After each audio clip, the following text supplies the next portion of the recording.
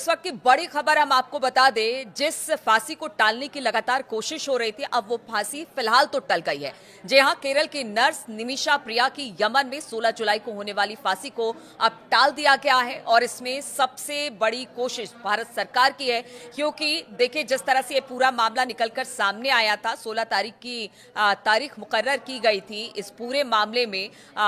जो प्रिया है, निमिषा प्रिया, उसको फांसी देने के लिए, लेकिन भारत सरकार ने लगातार कोशिश की। कूटनीतिक मामलों से लेकर हर तरीके की बातचीत यमन में की गई और इसके बाद कहा यह जा रहा है कि नतीजा ये निकला कि इस पूरे मामले में अब जो है फिलहाल जो फांसी देनी थी, कल जो फांसी होनी थी, उसे टाल दिया गया है। देखिए अब बातचीत आगे बढ़ेगी, ये फांसी कब होगी, क्या होगी, लेकिन फिलहाल अभी कुछ वक्त और मिला है, क्योंकि लगातार भारत कोशिश कर रहा था। भारत के ईरान और यमन के साथ अच्छे रिश्ते हैं और इसी रिश्ते को लेकर ही इस पूरे मामले में कूटनीतिक तरीके से बातचीत हो रही थी। निमिषा प्रिया की फांसी को रोकने के लिए मामला कोर्ट में भी था और जो निमिषा प्रिया के वकील है, उनका यही कहना था कि देखिए इस पूरे मामले में फांसी को रोका जाना चाहिए। अगर यमन की बात की जाए, वहां पर जिस तरह से ये पूरा मामला 2017 का है, जब निमिषा प्रिया ने अपने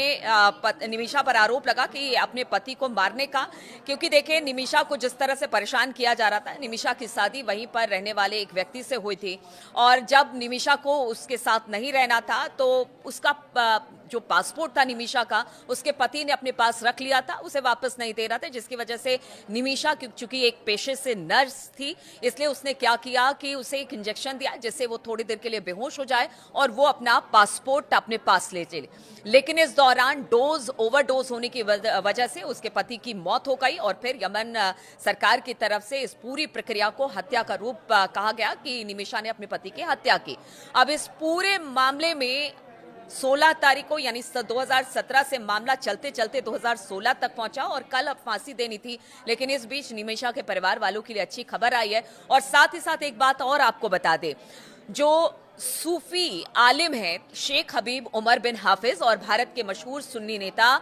कंथापरम एपी अबू बकर मुलसियार की कोशिश अब रंग लाई है, यानी कि एक बड़ी बातचीत उनकी तरफ से भी हो रही है। मंगलवार को यमन के धमार शहर में मृतक तलाल अब्दो मेहंदी के परिवार से ये मुलाकात होने वाली है। ये मुलाकात निमिषा की जिंदगी बचाने की दिशा में एक बड़ा कदम माना गया और बताया जा रहा है कि ये बातचीत अभी भी चल रही है। एक तरफ भारत की कूटनीतिक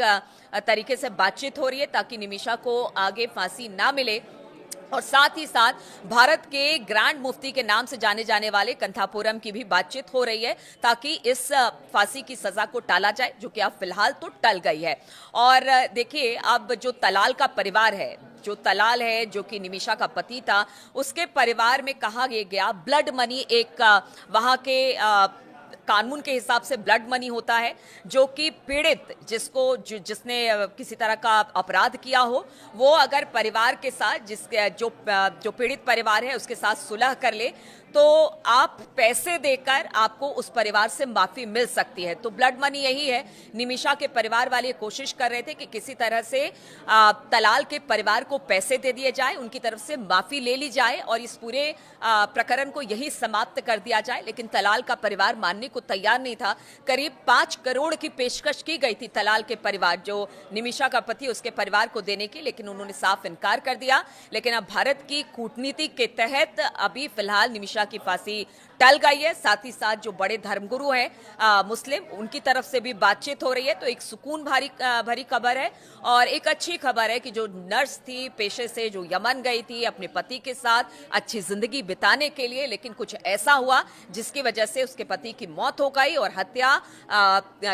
जो हत्यारिन कहलाई वो निमिषा प्रिया ही कहलाई। लेकिन अब देखिए जिस फांसी को लेकर बार बार सवाल उठ रहे थे कि क्या यह फांसी टलेगी, खत्म होगी, क्या होगा, तो अभी फिलहाल तो टल गई है, फिलहाल ही है, क्योंकि अभी देखिए बातचीत होना है, क्या होना आगे और जिस तरह से अपडेट आते हैं। लेकिन फिलहाल ये बड़ी खबर कि जो निमिषा प्रिया थी उसकी फांसी को टाल दिया गया है।